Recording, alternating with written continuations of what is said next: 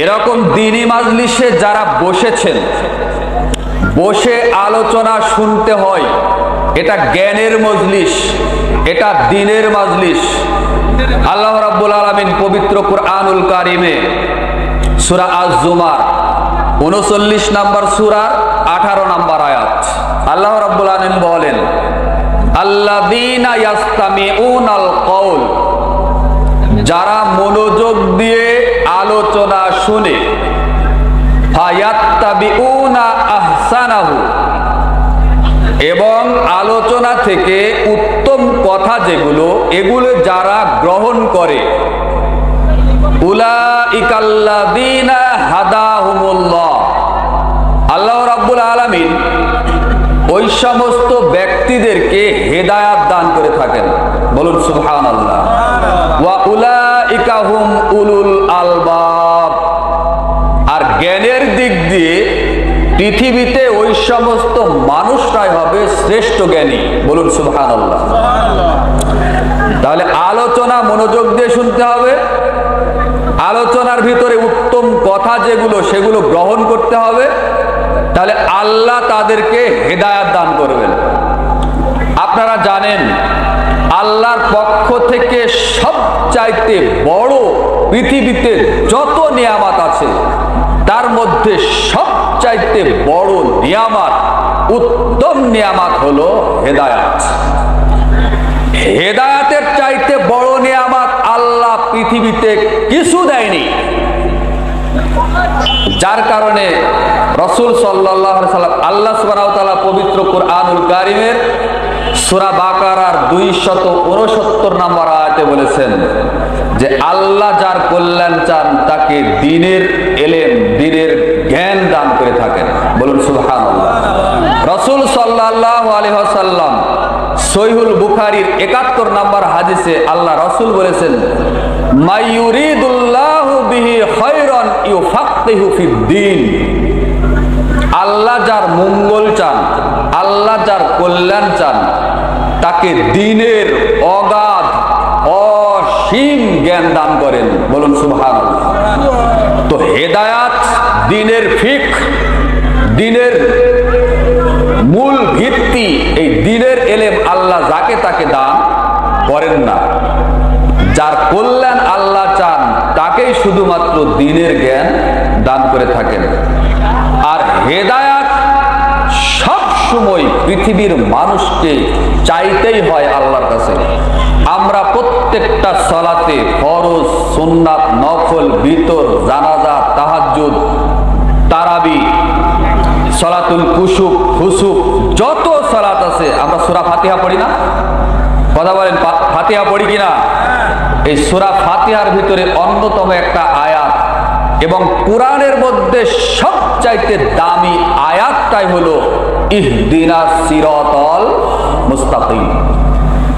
এর থেকে দামি আয়াত কোরআনের ভিতরে কিছু নাই। কেননা আপনাকে প্রত্যেকটা সালাতে হেদায়াত আপনাকে আল্লাহর কাছে চাইতে হয়।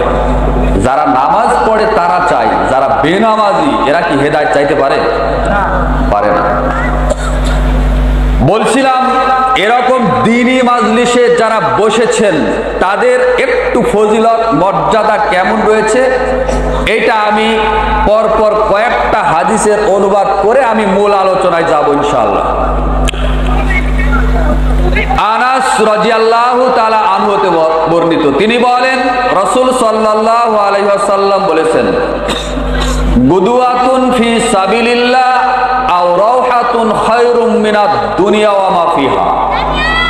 কোন মানুষ যখন আল্লাহর রাস্তায় একটা সময় অথবা একটা বিকাল ব্যয় করবে বা করে, তাহলে এই পুরো পৃথিবীতে যা মূল্যবান কিছু রয়েছে সব কিছুর চাইতে মহামূল্যবান হলো আল্লাহর কাছে ওই ব্যক্তি যারা আল্লাহর রাস্তায় একটা সকাল অথবা একটা বিকাল ব্যয় করে। সুবহানাল্লাহ বললেন না? বিশ্বাস হয়নি আপনাদের? এই হাদিসটি সহিহ বুখারীতে পাওয়া যাবে, 2792 নম্বর হাদিস। এই হাদিসটি মিশকাতুল মাসাবির ভিতরে পাওয়া যাবে, 3792 নম্বর হাদিস। আর একটু তাহলে সারা পৃথিবী বিক্রি করলে কত হাজার কোটি বা মিলিয়ন ট্রিলিয়ন ডলার হবে, এটা মানুষ ক্যালকুলেটরে কম্পিউটারে মাপতে পারবে না।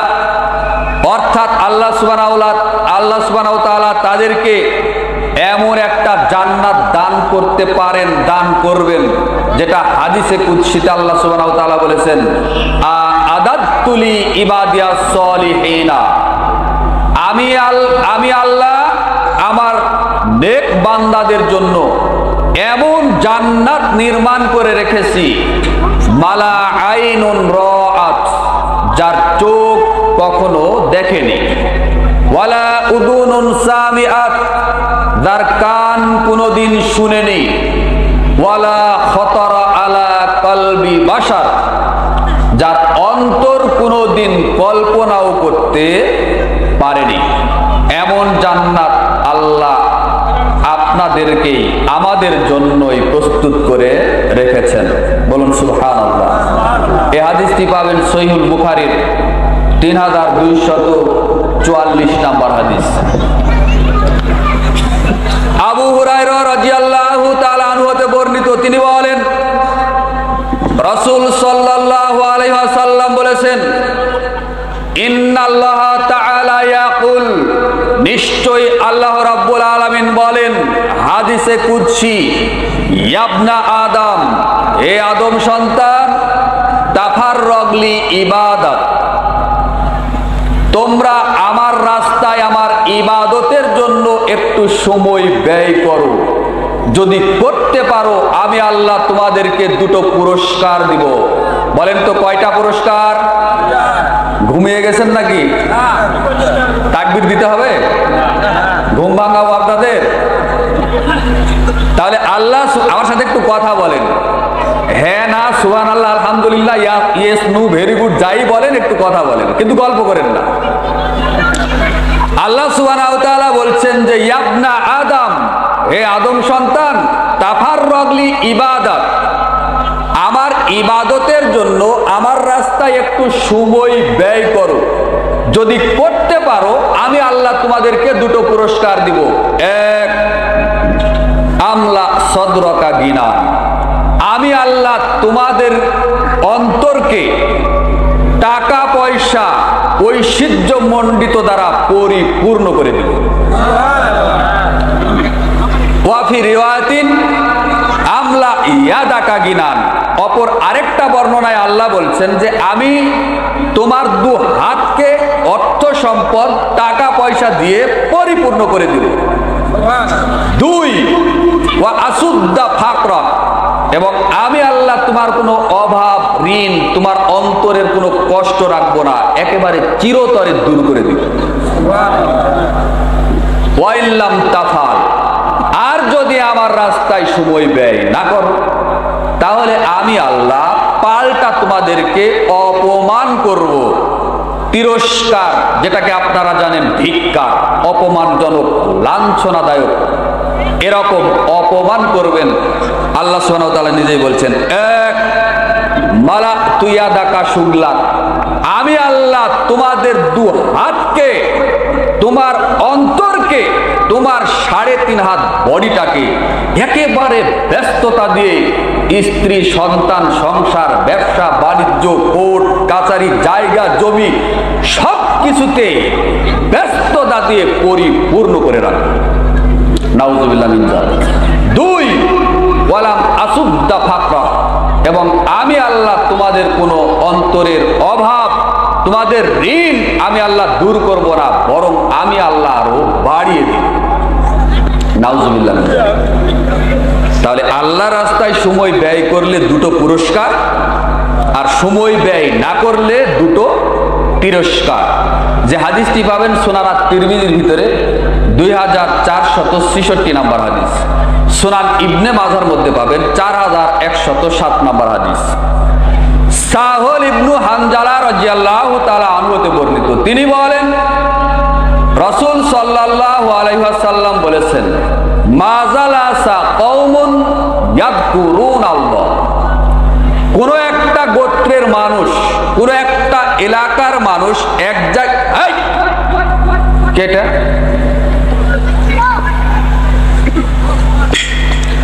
কোনো একটা এলাকার মানুষ এক জায়গায় এরকম বসে যারা কোরআন হাদিসের আলোচনা করে বা শুনে পর্যালোচনা করে, ইল্লা নাদাহুম ইউনাদিম মুনাদিম মিনাস সামা, এই দৃশ্যটা মহান আল্লাহ তার আরশ থেকে, আসমান থেকে দেখেন।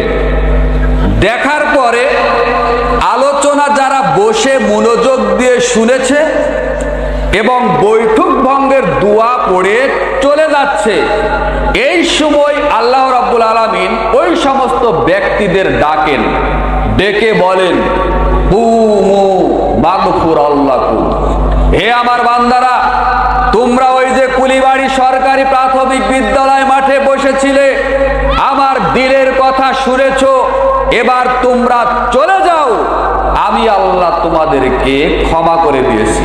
বলেন সুবহানাল্লাহ। তাই বলে হাদিসের মধ্যে কিন্তু কুলিবাড়ি মাঠের কথা নেই। এটা আবার কালকে আমাকে ধরেন না স্টলে যে আপনি কুলিবাড়ি সরকারি প্রাইমারি বিদ্যালয়ের কথা কেন বললেন। বিষয়টা এরকম, মাজাল আসা কওমুন, একটা গোত্রের মানুষ, একটা এলাকার মানুষ, এই কুলিবাড়ি এটা একটা এলাকা না, তো আল্লাহ তো এটা কুলিবাড়ির নাম তো কোরআন হাদিসে নেবেন না, একটা গোত্র, একটা এলাকার মানুষ।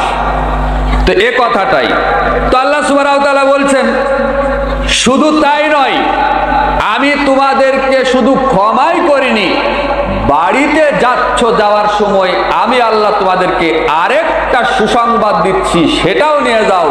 ওয়া বুদ্দিলাত সাইয়্যাতিকুম হাসানা, আমি আল্লাহ তোমাদের আমল নামায় যত পাপ ছিল সমস্ত পাপকে আমি আল্লাহ এই মুহূর্তে নেকি দ্বারা পরিবর্তন করে দিলাম।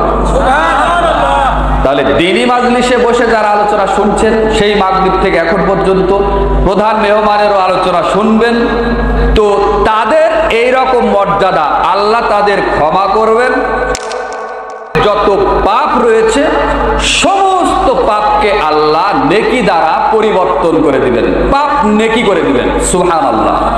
যে হাদিসটি পাবেন কাবির প্রথম খণ্ড 639 নম্বর হাদিস। এই হাদিসটি তবারানি মুজামুল কাবিরের আরেকটা খণ্ডের মধ্যে পাওয়া যাবে 641 নম্বর হাদিস। এই হাদিসটি আমলে সালেহ এই কিতাবের মধ্যে পাওয়া যাবে 840 নম্বর হাদিস। আরেকটু বুরাইদা রাদিয়াল্লাহু তাআলা, আবু দারদা রাদিয়াল্লাহু তাআলা আনহু, তিনি সিরিয়ার রাজধানী দামেস্কের একটা মসজিদে দার্স দিচ্ছেন। এমত অবস্থায় একজন আগন্তুক লোক মসজিদে সালাম দিয়ে প্রবেশ করলো। করার পরে আবু দারদাকে বলল যে, হে আল্লাহ রাসূলের সাহাবী আবু দারদা, আমি আল্লাহ রাসূলের শহর মদিনা থেকে আপনার কাছে এসেছি একটা হাদিস জানার জন্য। আমি জানি, আমি শুনেছি যে আপনি এই একটা হাদিস আল্লাহ রাসূলের পক্ষ থেকে বর্ণনা করে থাকেন। একটু আপনাকে মাথার মধ্যে একটু ঢুকিয়ে দিই। আপনার রাসূল সাল্লাল্লাহু আলাইহি ওয়াসাল্লামের শহর মদিনা থেকে সিরিয়ার রাজধানী দামেস্কের ওই মসজিদের বা দামেস্কের দূরত্ব হলো আকাশ পথে প্রায় 1400 কিলোমিটার। কত কিলোমিটার? গুগলে সার্চ দেন, মসজিদে নববী আর সিরিয়ার রাজধানী দামেস্ক, 1400 কিলোমিটার আকাশ পথে, বিমানের পথে, সোজা রাস্তা আপনাকে দেখাবে। আর সেই সময়, সেই কালে তো ছিল নিচে সড়ক পথ, বিভিন্ন মরুভূমি, বালি, তো কিভাবে যে গেছে সেই সময়, কখনো উট, কখনো গাধা, কখনো পায়ে হেঁটে। এই যে প্রায় 2100 কিলোমিটার পথ পায়ে হেঁটে গেছে আবু দারদা রাদিয়াল্লাহু তাআলা আনহুর কাছে মাত্র একটা হাদিস জানার জন্য। বলুন সুবহানাল্লাহ। এখন বলছেন, হে আবু দারদা, আমাকে হাদিস শিক্ষা দেন। আবু দারদা রাদিয়াল্লাহু তাআলা আনহু বললেন, হে আল্লাহর বান্দা, তুমি শোনো, রাসূল সাল্লাল্লাহু আলাইহি সাল্লাম বলেছেন, মান সালাকা তরিকান ইয়ালতামিসু ফিহি ইলমান সাহালাল্লাহু তরিকান মিন তুরুকিল ইলাল জান্নাহ। আল্লাহর যে বান্দা আল্লাহর রাস্তায় পায়ে হেঁটে চলে, জ্ঞান অর্জন করার জন্য যারা চেষ্টা করে, আল্লাহ সুবহানাহু তাদের জান্নাতে যাওয়ার রাস্তাটা একেবারে সহজ করে দেন। বলুন সুবহানাল্লাহ।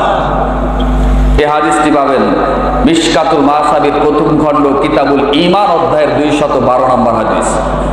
এই হাদিসটি সুনান আবু দাউদের মধ্যে পাবেন 3641 নম্বর হাদিস। এই হাদিসটি সুনান আত-তিরমিজির মধ্যে পাবেন 2681 নম্বর হাদিস। এই হাদিস সুনান ইবনে মাজার মধ্যে পাবেন 223 নম্বর হাদিস। এই হাদিস সহিহ তারগিব ওয়া তারহিব এই গ্রন্থের মধ্যে পাবেন 70 নম্বর হাদিস।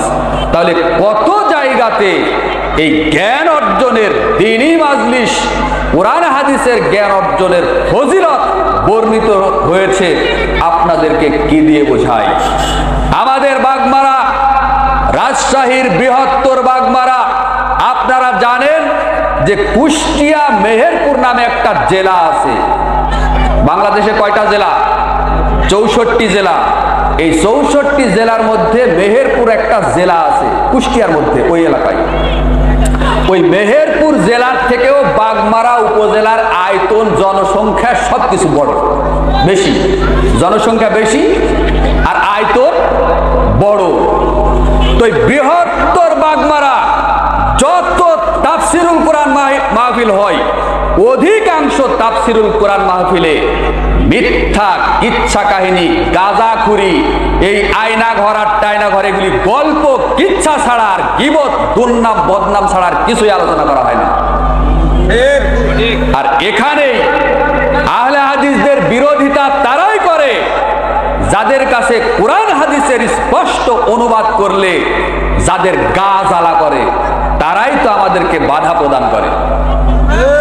আমরা এরকম মিথ্যা কিচ্ছা কাহিনী জানিও না, জাতির সামনে বলিও না। 1 লাখ, 1.5 লাখ, 80,000, 90,000 টাকাও দেয়, আবার কি কিসের বাচ্চা বলে যে গালি দেয় রে ভাই, এটা তো স্বচক্ষে শোনা, আমাদের দেখা। নিয়ে আসলেন কেন, আবার গালি দিচ্ছেন কেন? কোরআন হাদিসের ইলম অর্জন করতে হবে। বক্তা যতক্ষণ বক্তব্য দিবে ততক্ষণ তাকে কোরআন সুন্নাহর ভিতরেই থাকতে হবে, বাহিরে গেলে কোরআন সুন্নাহর দলিলের ভিত্তিতে উদাহরণ দিতে হবে, এটাই ঠিক। কিন্তু এটা কি হয় আমাদের বাগমারায়? হয় না। ভাইরাল নামক ভাইরাস বক্তা নিয়ে এসে দুনিয়ার ফিতনা ফাসাদ করে চলে যায়। সম্মানিত দ্বীনি ভাই ও বোন, বলছিলাম দ্বীনি মাজলিসে যারা বসে তাদের গুরুত্ব, ফজিলত, মর্যাদা রয়েছে। আমি একটু পরে বলবো ইনশাআল্লাহ। এখন আমি আমার মূল আলোচনায় যাচ্ছি।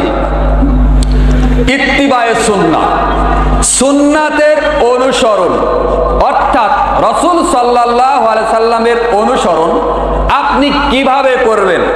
পৃথিবীতে একটাই মাত্র মানুষ নবী হিসেবে এসেছিলেন, অনুকরণ, যার কথা, কাজ, আমল যেভাবে করেছেন, যেভাবে করতে বলেছেন, যেভাবে অনুমোদন দিয়েছেন, হুবহু ঠিক ওইভাবেই করতে হবে, তাকে অনুসরণ করতে হবে। তার নাম মুহাম্মাদুর রাসূলুল্লাহ সাল্লাল্লাহু আলাইহি সাল্লাম। দলিল পবিত্র কুরআনুল কারীম খুলে দেখেন, সূরা আলে ইমরান 3 নম্বর সূরা 31 নম্বর আয়াত।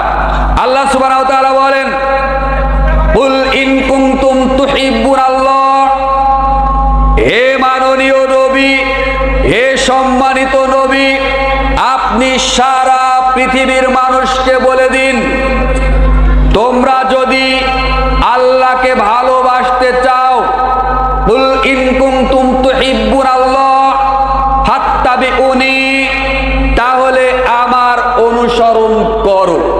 কে শিক্ষা দিচ্ছেন? কথা বলেন, কে শিক্ষা দিচ্ছেন?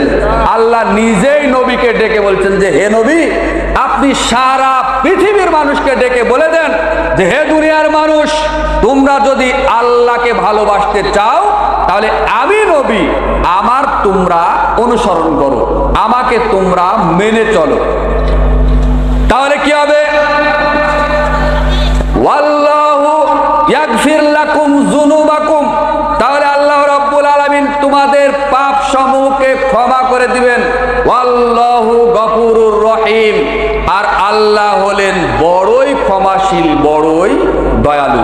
তাহলে রাসূল সাল্লাল্লাহু আলাইহি সাল্লামকে অনুসরণ করলে, মেনে চললে তার ইত্তিবা করলে মানুষের পাপ ক্ষমা হয়, আল্লাহ তার উপরে সন্তুষ্ট হন। আল্লাহ যে বড় দয়ালু, বড় ক্ষমাশীল, তিনি এই সূরা আলে ইমরানের 31 নম্বর আয়াতে স্পষ্ট করে বলে দিয়েছেন। আপনি কেন আল্লাহ রাসূলের অনুসরণ করবেন? আল্লাহ রাসূলের ইত্তিবা আপনি কেন করবেন? এজন্যই করবেন যে রাসূল সাল্লাল্লাহু আলাইহি সাল্লাম নিজের মন গড়া, নিজের মনের প্রবৃত্তির অনুসরণ করে তিনি কোনো কথা বলতেন না। বলতেন নাকি? আল্লাহ রাসূল নিজের কথা বলতেন না। আপনাদেরকে একটা প্রশ্ন করি, উত্তর দেন তো দেখি। এই কোরআনটা কার বাণী? হাদিস কার বাণী? জানা আছে এই কারণে বললেন আল্লাহ, কিন্তু অন্য জায়গাতে তো ঠিকই বলবেন যে হাদিস ও রাসূলের বাণী। এক অর্থে ঠিক, কিন্তু আল্লাহ সুবহানাহু ওয়া তাআলা পবিত্র কোরআনুল কারিমে 53 নম্বর সূরা আন-নাজম, সূরা এই নাজমের 3 নম্বর এবং 4 নম্বর আয়াতে আল্লাহ সুবহানাহু ওয়া তাআলা বলেছেন, ওয়া মা ইয়ানতিকু আনিল হাওয়া ইন হুয়া ইল্লা ওয়াহয়ুন ইউহা। তোমাদের নবী মুহাম্মদ নিজের মন গড়া, নিজের প্রবৃত্তির অনুসরণ করে তিনি কোনো কথাই বলেন না, তিনি ওই কথাই বলেন যা তার কাছে ওহী অবতীর্ণ করে বলা হয়। বলুন সুবহানাল্লাহ। তাহলে আমাদের নবী নিজের ইচ্ছা মতো কোনো কথা বলেন না। কোরআন থেকে দলিল পাওয়া গেল, তার মানে আল্লাহর নবী যে কথা বলেন সেটাও ওহী, এবং ওই হাদিসও আল্লাহর বাণী, কোরআনও আল্লাহর বাণী। দলিল কোরআন থেকেই পাওয়া গেল। বলুন সুবহানাল্লাহ। এবার একটা আমল আপনাকে দেখাই, কেন আপনি আল্লাহ রাসূলের ইত্তিবা করবেন, অনুসরণ করবেন। রাসূল সাল্লাল্লাহু আলাইহি সাল্লাম সালাতের জন্য উযু করার সময় প্রথমে বিসমিল্লাহ বলেছেন। বিসমিল্লাহির রহমানির রহিম তিনি বলেননি। বিসমিল্লাহির রহমানির রহিম পরিপূর্ণ বাক্য। এই বাক্য দিয়ে যদি কেউ উযু শুরু করে তাহলে এই উযু হবে তার নিজের মন গড়া উযু, আল্লাহর রাসূলের শেখানো পদ্ধতিতে উযু হবে না। অর্থাৎ যার উযু হবে না তার সালাতও বাতিল হয়ে যাবে। রাসূল সাল্লাল্লাহু আলাইহি সাল্লাম উযুর শুরুতে শুধু বিসমিল্লাহ বলেছেন, সুনান তিরমিজির 50 নম্বর হাদিস। আপনাকেও শুধু বিসমিল্লাহ বলেই উযু শুরু করতে হবে, এটাই হলো ইত্তিবা।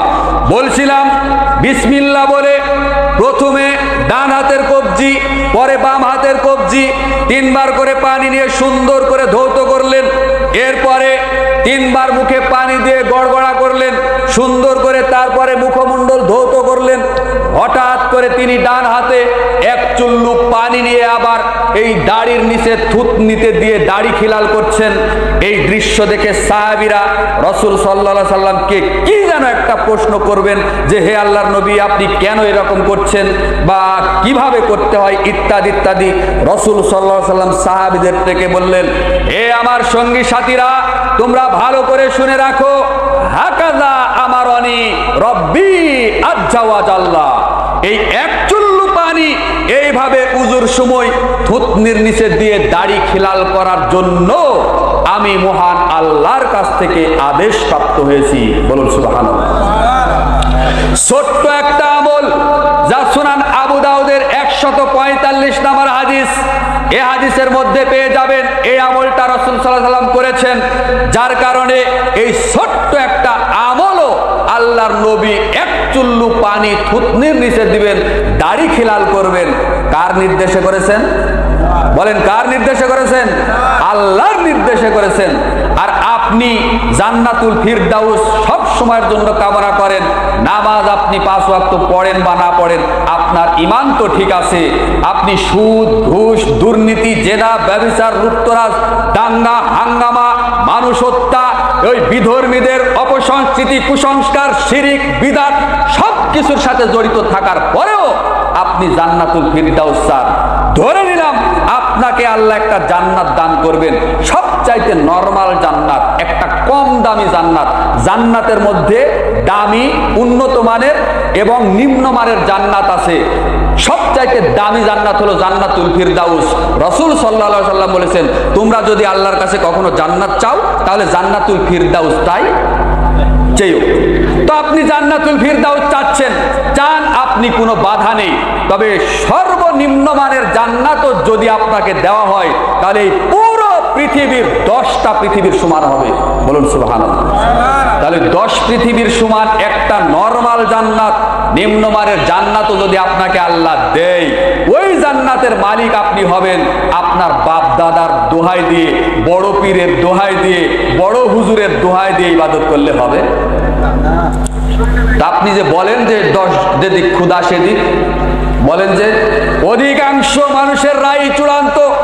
আপনারা জানেন প্রত্যেক বছরে রমজান মাসে যখন যাকাতুল ফিতরা দেওয়ার সময় আসে, তখন প্রত্যেক বছরে নতুন ইবাদত তৈরি করে আমাদের ঘাড়ের উপরে চাপিয়ে দেওয়া হয়।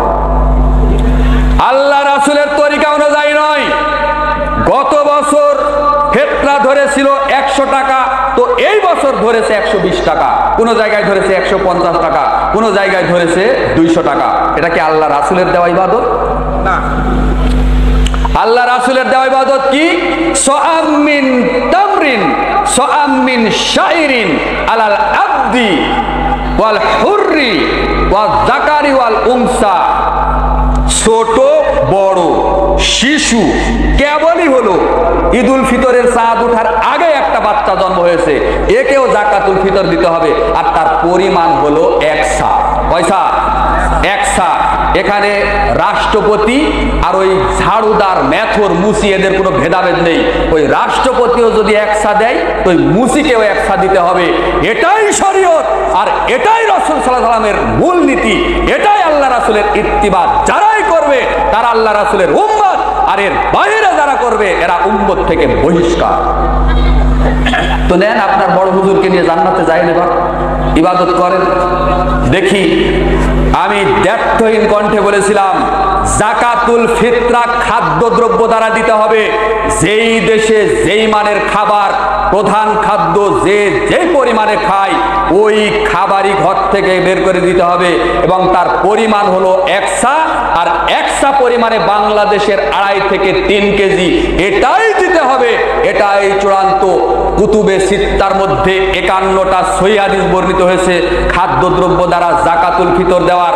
আমি এক জায়গায় বলেছিলাম, অনলাইনে বক্তব্য চলে, আমার ইউটিউবে সার্চ দিলে শত শত বক্তব্য আছে।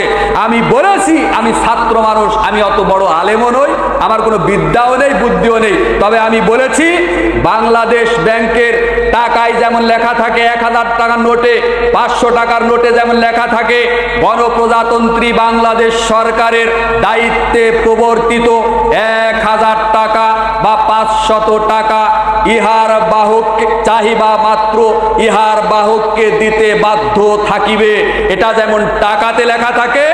আমি মুহাম্মদ সোহেল বিন মকবুল একজন ছাত্র হয়ে বলেছি, সারা বাংলাদেশে যেখানেই যাওয়া লাগুক আমি যেতে প্রস্তুত আছি। 51টা সহিহ হাদিস জাতির সামনে আমি বুখারী, মুসলিম, আবু দাউদ, তিরমিজি, নাসাই, ইবনে মাজাহ এই কুতুবে সিত্তা বের করে এই 51টা হাদিস অনুবাদ করে জাতিকে দেখাবো আমি প্রস্তুত রয়েছি। কেউ লাগে না, শুধু বলে যে লাঠি দিয়ে বেড়ায় ঠ্যাং ভাঙা লাগবে, এরা প্যান উঠে এইভাবে বলে, শুধু কেউ লাগে না, দলিলের কাছে কেউ আসে না। সম্মানিত দিনী ভাই বোন, বলছিলাম আপনি যদি আল্লাহ রাসূলের তরিকা অনুযায়ী আমল করেন, আপনি যদি আল্লাহ রাসূলের ইত্তিবা করেন, তবে আপনি আল্লাহ রাসূলের উম্মত হতে পারবেন, নইলে আপনাকে উম্মত থেকে বহিষ্কার হতে হবে। অনেক উদাহরণ রয়েছে, এতটুকু জেনে রাখেন, সহিহ বুখারীর 5063 নম্বর হাদিস আপনি খুলে দেখবেন যে আল্লাহ রাসূলের তরিকার বাহিরে কেউ যদি ইবাদত করে তাকে উম্মত থেকে খারিজ হতে হবে, উম্মতে মুহাম্মাদি থেকে বহিষ্কার হতে হবে। আমি আপনাদেরকে উদাত্ত আহ্বান জানাবো, অবশ্যই অবশ্যই আপনাকে ইত্তেবায়ে সুন্নাহর অনুসরণ করেই আল্লাহর রাসূলকে মেনেই আপনার ইবাদত করতে হবে, তবে আপনি পরকালে নাজাত পেতে পারেন। এছাড়া নাজাত পাওয়ার কোনো সুযোগ নেই। আল্লাহ রাব্বুল আলামিন পবিত্র কুরআনুল কারিমে স্বীয় নবী মুহাম্মদ সাল্লাল্লাহু আলাইহি সাল্লামকে ডেকে বলেছেন সূরাতুল হাক্ক, মানুষ তো দুনিয়াতে অনেক মানুষের তৈরি করা ইবাদত মানুষের তৈরি করা রসম রেওয়াজ চালু করেছে, ইসলামের নামে চালিয়ে দিচ্ছে, আল্লাহর নামে চালিয়ে দিচ্ছে, নবীর নামে চালিয়ে দিচ্ছে। অথচ রাসূল সাল্লাল্লাহু আলাইহি সাল্লাম সহিহ বুখারীর ভিতরে খুলে দেখেন, সালামা ইবনে আকওয়া রাদিয়াল্লাহু তাআলা আনহু থেকে একটা বর্ণিত হাদিস পাবেন। রাসূল সাল্লাল্লাহু আলাইহি সাল্লাম বলেছেন, মাইয়াকুল আলাইয়া মালাম আকুল ফালিয়া তাবাওয়া মাকআদাহু মিনান নার। কোন মানুষ যদি আমি নবীর নাম করে কোনো কথা বলে যেটা আমি নবী বলিনি, করতে বলিনি, অনুমোদন দেইনি, তাহলে এই আমার নাম ভাঙিয়ে যারা প্রচার করবে তাহলে তার থাকার জায়গা যেন সে জাহান্নামে করে নেয়। বলুন নাউজুবিল্লাহ। দলিল, ও হে মুফতি সাহেব, ও হে ভাইরাস বক্তা, আপনার কি চোখে পড়ে না সহিহ বুখারী কি আপনি পড়েন না? আপনার বাড়িতে কি সহিহ বুখারী নেই? আপনার চোখে কেন পড়ে না? 106, 107, 108, 109, 112 তৃতীয় খণ্ডের মধ্যে ঢুকেন, 3461 এতগুলো জায়গাতে সহিহ বুখারীতে হাদিস রয়েছে। যে ব্যক্তি আল্লাহ রাসূল সাল্লাল্লাহু আলাইহি সাল্লাম কারো নাম করে বলেননি, পৃথিবীর যত বড় ব্যক্তি হোক আর যত ছোট মানুষ হোক, কেউ যদি আল্লাহ রাসূলের নাম করে বলে যে আমি রাসূল সাল্লাল্লাহু আলাইহি সাল্লাম এটা বলেছি, ওটা করেছি, এটা আল্লাহ রাসূল করতে বলেছেন, এইভাবে যদি বলে আর রাসূল সাল্লাল্লাহু আলাইহি সাল্লাম যদি সেটা না বলে, তাহলে তার থাকার জায়গা কোথায়? কথা বলেন, তার থাকার জায়গা কোথায়? জাহান্নাম। জাহান্নামই তার জন্য চূড়ান্ত হবে। আরে দুনিয়ার মানুষ তো বহু দূরের কথা, এই কুরআনুল কারীম যার উপরে অবতীর্ণ হয়েছে, রাসূল সাল্লাল্লাহু আলাইহি সাল্লামকে আল্লাহ রাব্বুল আলামিন কখনো কুরআনের একটা আয়াত কোনো ঘটনার প্রেক্ষিতে, কখনো বা পূর্ণাঙ্গ সূরা, কখনো বা 5টা আয়াত, কখনো বা 10টা আয়াত, এই রকম আয়াত অবতীর্ণ করতে করতে পুরো কোরআনে 114টা সূরা নাজিল করেছেন, 6236টি আয়াত নাজিল করেছেন। এখানে একটা ইসলাহ সংশোধন আপনাকে করে দিই, যারা আপনাকে বলেছে যে কোরআনে 6666টি আয়াত রয়েছে তারা মিথ্যাবাদী, এরা কোরআনের উপরে অর্থাৎ আল্লাহর উপরে মিথ্যা অপবাদ দিয়েছে। কোরআনের ভিতরে আয়াত রয়েছে 6236টি, নইলে আপনি কোরআন নিয়ে 114টা সূরার নাম লিখে আপনি গণা শুরু করে দেন, 6236টির বেশি অতিরিক্ত একটাও নেই, 6236টি আছে। এটা আমরা তদন্ত করে গুনে দেখেছি। বলছিলাম এই 6236টি আয়াত, যার উপরে যেই নবীর উপরে আয়াত অবতীর্ণ হলো, কোরআন নাজিল হলো, সেই নবী মুহাম্মদ সাল্লাল্লাহু আলাইহি সাল্লামের ক্ষমতা হয়নি একটা কোনো কথা বাড়িয়ে নিজে থেকে বানিয়ে কোরআন হাদিসের মধ্যে ঢুকাবে, এটা রাসূল সাল্লাল্লাহু আলাইহি সাল্লামের ক্ষমতা হয়নি। দলিল, আল্লাহ রাব্বুল আলামিন বলেন সূরাতুল হাক্কা 44, 45, 46, 47 নম্বর আয়াত, আল্লাহ রাব্বুল আলামিন বলেন ওয়ালাউ তাকাওয়ালা আলাইনা বা'দাল আকাওয়িল, আমার নবী যদি মন গড়া কোনো কথা নিজে বানিয়ে যদি কোরআনের মধ্যে চালিয়ে দিত, লা আখাযনা মিনহু বিল ইয়ামিন, তাহলে আমি আল্লাহ আমার নবীর ডান হাত ধরে ফেলতাম, সুম্মা লা কাতানা মিনহুল ওয়াতিন, আমি আল্লাহ আমার নবী মুহাম্মাদের কণ্ঠনালী কেটে তাকে জবাই করে দুনিয়ার বুক থেকে হত্যা করতাম, তাকে বিদায় দিতাম। ফামা মিনকুম মিন আহাদিন আনহু হাজিজিন, পৃথিবীর এমন কোন মানুষের ক্ষমতা, এমন কোন মানুষের শক্তি ছিল না যে আমি আল্লাহর হাত থেকে আমার নবীকে কেউ বাঁচাতে পারে। খুলুন কুরআনুল কারীম, সূরাতুল হাক্কা 69 নম্বর সূরা 69, 69 নম্বর সূরার 44, 45, 46, 47 চারটি আয়াত নাজিল করে আল্লাহ নিজেই তার নবীকে ধমক দিয়ে বলেছেন যে নবী যদি কোনো একটা কথা নিজে থেকে বানিয়ে যদি কোরআনে ঢুকিয়ে দেয়, যদি চালিয়ে দিত, তাহলে আল্লাহ তার ডান হাত ধরে ফেলতেন, তার কণ্ঠনালী কেটে। কুরবানি বুঝেন না? কুরবানি কিভাবে দেন? গরু, মহিষ, ছাগল কিভাবে জবাই করেন? জবেহ করে আল্লাহ তাকে কুরবানি দিয়ে দুনিয়ার মুখ থেকে বিদায় করে দিতেন। এটা আল্লাহ বলেছেন। তো রাসূল সাল্লাল্লাহু আলাইহি সাল্লামকে আল্লাহ সুবহানাহু ওয়া তাআলা তো ধরেননি, জবাই করেননি, করেছেন? তার মানে রাসূল সাল্লাল্লাহু আলাইহি সাল্লামের জীবদ্দশায় তিনি কখনো কোরআন হাদিসের মধ্যে একটা কোনো কথা রদ বদল করেননি। তাহলে যেই নবীর কোনো ক্ষমতা নেই, যেই নবীর কোনো ক্ষমতা ছিল না,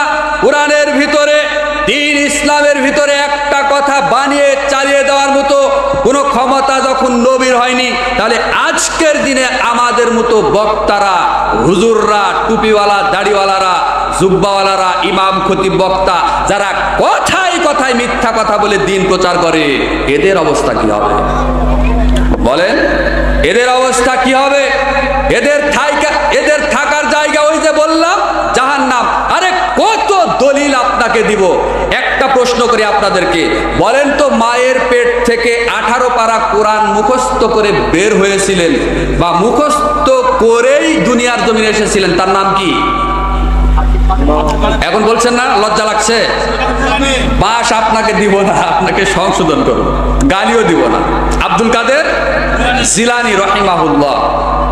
আব্দুল কাদের জিলানী বড় পীর, তাই না? কত বড় পীর, কত বড় পীর। তিনি কি পীর ছিলেন?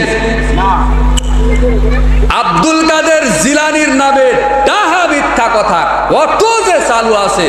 যতবার আব্দুল কাদের জিলানীর নাম নেওয়া হয়, ততবার নাকি তার গায়ে, শরীর থেকে একটা করে লুম খুলে পড়ে। নাউজুবিল্লাহ। এটা মুসলমানের আকীদা হতে পারে বলেন তো? আর আব্দুল কাদের জিলানী রাহিমাহুল্লাহ নিঃসন্দেহে বড় আলেম ছিলেন, জ্ঞানী ফকিহ ছিলেন, জ্ঞানী আলেম ছিলেন, ইমামুল আহলে হাদিস তিনি ছিলেন, সহিহ আকীদার আলেম ছিলেন। এটাই আমরা কোরআন সুন্নাহর আলোকে, বিভিন্ন সালাফিদের মানহাজের কিতাবের আলোকে আমরা সেটাই জানতে পারি। তো এই মানুষের উপরে এত ডাহা অপবাদ, মিথ্যা অপবাদ দেওয়া হয়েছে যে তিনি নাকি মায়ের পেট থেকে 18 পারা কোরআন মুখস্থ করে বের হয়েছিলেন, মুখস্থ করে এসেছিলেন। কেউ কি নাউজুবিল্লাহ বলেছেন? বলেননি? এই যে কোরআনের ভিতরে আছে 16 নাম্বার সূরা, সূরা আন-নাহল। এই সূরা আন-নাহলের 78 নাম্বার আয়াত আপনি খুলে দেখেন। আয়াতের মধ্যে আল্লাহ সুবহানাহু ওয়া তাআলা বলছেন, ওয়াল্লাহু আখরাজাকুম মিন বুতুনি উম্মাহাতিকুম লা তা'লামুনা শাইআ। আল্লাহ বলছেন, আমি দুনিয়ার সমস্ত মানুষকে, তোমাদেরকে তোমাদের মায়ের পেট থেকে এমন ভাবে বের করেছি যে তোমরা কিছুই জানবে না। বলেন, আল্লাহ সারা পৃথিবীর মানুষ, এমনকি পৃথিবীতে যত নবী রাসূল, আব্দুল কাদের জিলানী তো বহু দূরের কথা, আমাদের নবী মুহাম্মদ সাল্লাল্লাহু আলাইহি ওয়াসাল্লাম যখন মায়ের পেট থেকে বের হয়েছে, তখনও তিনি হয়তোবা পেশাব পায়খানার ভিতরে ল্যাপলাটেপলিট করেছে। এমন কোন মানুষ পৃথিবীতে নাই যে কোরআনের আয়াত 18 পারা তো বহু দূরের কথা, একটা আয়াত, একটা অক্ষর মায়ের পেট থেকে হিফজ করে বের হয়েছে, এরকম দলিল, এরকম প্রমাণ কোরআন হাদিস তন্ন তন্ন করে খুঁজলেও কোথাও পাওয়া যাবে না। এগুলো একটা ডাহা মিথ্যা অপবাদ দেওয়া হয়েছে তার উপরে। অথচ আচ্ছা, যদি তাই হয়, কোরআন মাজিদ কত পারা? 30 পারা, তাই না? আব্দুল কাদের জিলানীর মুখস্থ ছিল কত? 18 পারা। তো ওই 12 পারা দিলেই বাকি হতো। আল্লাহ সুবহানাহু ওয়া তাআলা চাইলে 18 পারা দিতে পারলেন মায়ের পেটের ভিতরে, ওই 12 পারা কি আল্লাহ দিতে পারতেন না? এগুলি শিরকি আকীদা, কুফরি আকীদা। এগুলি যারা বিশ্বাস করবে তাদের অন্তরে শিরক কুফরের বাসা রয়েছে, এগুলি থেকে বের হয়ে আসতে হবে। যার কারণে আমাদের চূড়ান্ত মেসেজ, আমাদের দাওয়াত এটাই। আহলে হাদিসদের মসজিদ ভেঙে ভাই বেলাল উদ্দিন বিন অসির উদ্দিন বলেছেন, আপনার ওই ব্রাহ্মণবাড়িয়ার আহলে হাদিস একটা মসজিদ লাইভে ক্যামেরা দিয়ে ভিডিও করে আহলে হাদিস মসজিদ ভেঙে চুরে তছনছ করে দিয়েছে। টিনের বেড়ার মসজিদ, যেটা ইন্টারনেটে বর্তমানে আপনারা দেখছেন বা দেখেছেন। আমরা এর চূড়ান্ত জোরালো, এর তীব্র প্রতিবাদ এবং নিন্দা জানাই। আল্লাহ সুবহানাহু ওয়া তাআলা সূরা বাকারার 114 নম্বর আয়াত আপনি পড়ে দেখেন। আল্লাহ সুবহানাহু ওয়া তাআলা বলেছেন, তার চাইতে বড় জালেম, তার চাইতে বড় অত্যাচারী আর কে হতে পারে যে আল্লাহর ঘর মসজিদে সালাত আদায় করতে বাধা দেয়। এদের জন্য রয়েছে দুনিয়াতে শাস্তি, এদের জন্য রয়েছে আখিরাতেও শাস্তি, পরকালেও শাস্তি রয়েছে। যারা আল্লাহর ঘর মসজিদ, আহলে হাদিস মসজিদ যারা ভেঙে চুরমার করে দিচ্ছে, ও হে দুনিয়ার বেদাতি, মাজার পূজারি, কবর পূজারি, তোমরা ভালো করে শুনে রাখো, কান খুলে শুনে রাখো। যেখানেই আহলে হাদিস মসজিদ তোমরা ভেঙে দিয়েছো, সেখানেই ভেঙেছো তো টিনের বেড়ার মসজিদ, যেখানে ভেঙেছো সেখানে 5 তালা 7 তালা শ্বেত পাথর দিয়ে তৈরি করা হয়েছে আহলে হাদিস মসজিদ। ওই ব্রাহ্মণবাড়িয়াতেও হবে, আহলে হাদিস আন্দোলনের পক্ষ থেকে, বাংলাদেশ আহলে হাদিস যুব সংঘের পক্ষ থেকে উন্মুক্ত ঘোষণা আমাদের দেওয়া আছে। ওই ব্রাহ্মণবাড়িয়ার যেখানে মসজিদ ভেঙে দেওয়া হয়েছে ওখানেই হয় 3 তালা, নয়তোবা 5 তালা, নয়তোবা 7 তালা কোটি কোটি টাকা খরচ করে আমরাই ওখানে মসজিদ তৈরি করে দিব, বলেন ইনশাআল্লাহ। এটা ঘোষণা দেওয়া হয়ে গেছে অলরেডি, হবে ইনশাআল্লাহ। আরে একটা মসজিদ কেন, সারা পৃথিবীর সমস্ত মসজিদ যদি তোমরা মাটির সাথে মিশিয়ে দাও তবু আল্লাহর দ্বীনকে তোমরা নিভাতে পারবে না। সেই সময়ে ইমাম আবু দাউদ রাহিমাহুল্লাহ দ্ব্যর্থহীন কণ্ঠে বলে গেছিলেন, লাউলা হাযিহিল ইসাবা লানদারাসাল ইসলাম ইয়ানি আসহাবুল হাদিস। দুনিয়ার মানুষ তোমরা শুনে রাখো, আহলে হাদিস জামাতের মানুষ দুনিয়াতে আছে বলেই আজকে পর্যন্ত সঠিক ইসলামটা দুনিয়াতে আছে, এখনো টিকে আছে এবং থাকবে। যদি আহলে হাদিস উলামায়ে কেরাম, আহলে হাদিস সালাফি আকীদার বক্তারা যদি দুনিয়াতে না থাকতো তাহলে ইসলামও দুনিয়াতে থাকতো না। ইমাম আবু দাউদ রাহিমাহুল্লাহ আজ থেকে প্রায় 1170 বছর পূর্বে কথা বলে গেছেন। বেটা তুমি খবর রাখো, তুমি কোরআন হাদিস পড়ো, তোমার কাছে কয়টা কিতাব আছে, তোমার কি এলেম আছে, কি যোগ্যতা আছে, আর যদি থেকেই থাকে তাহলে এগুলো তদন্ত করো না কেন, বলো না কেন যে আহলে হাদিস কারা। আজকে আহলে হাদিসদেরকে ইহুদি খ্রিস্টানদের দালাল বলা হচ্ছে, নাউজুবিল্লাহ মিন জালিক। যারা বলছো যে আহলে হাদিসরা ইহুদি খ্রিস্টানদের দালাল, প্রত্যক্ষভাবে বা পরোক্ষভাবে তদন্ত করে দেখলে দেখা যায়, নিরপেক্ষভাবে দেখলেও দেখা যায় যে তারাই হলো প্রকৃত ইহুদি খ্রিস্টানদের দালাল। আহলে হাদিসদেরকে দমন কেউ করতে পারেনি, আজ কেউ পারবে না, কিয়ামত পর্যন্ত আহলে হাদিসরা এভাবেই থেকে যাবে ইনশাআল্লাহ। রাসূল সাল্লাল্লাহু আলাইহি ওয়াসাল্লাম বলেছেন, সাওবান রাদিয়াল্লাহু তাআলা আনহু হতে বর্ণিত, তিনি বলেন, লা তাযালু তাইফাতুম মিন উম্মতি জাহিরিনা আলাল হক লা ইয়াযুররুহুম মিন খাযালাহুম হাত্তা ইয়াতি আমরুল্লাহি ওয়া হুম কাযালিক। পৃথিবীর মানুষ তোমরা জেনে রাখো, রাসূল সাল্লাল্লাহু আলাইহি ওয়াসাল্লাম বলেছেন, পৃথিবীতে একটা মাত্র দল হকের উপরে বিজয় থাকবে কিয়ামত পর্যন্ত। বিরোধী দলেরা তাদের ক্ষতি করার বহু চেষ্টা করবে কিন্তু তারা তাদের কোনো ক্ষতি করতে পারবে না। এমত অবস্থায় কিয়ামত এসে যাবে, আর কিয়ামতের আগ পর্যন্ত ওই দল একটা সঠিক দল হকের উপরে ওইভাবে ইস্তিকামত থেকে যাবে, বলুন সুবহানাল্লাহ। সহিহুল মুসলিমের মধ্যে পাবেন 1920 নম্বর হাদিস, আর মূল মুসলিমের মধ্যে পাবেন 5059 নম্বর হাদিস। সম্মানিত দ্বীনি ভাই বোন, আমি সংক্ষিপ্ত সময়ে আপনাদের সামনে কোরআন সুন্নাহর দলিল ভিত্তিক কিছু কথা উপস্থাপন করেছি। আপনাদের কাছে আমার আকুল আবেদন, আসুন ভেদাভেদ, কোনো দলাদলি নয়, কোনো পেলাপেলি নয়,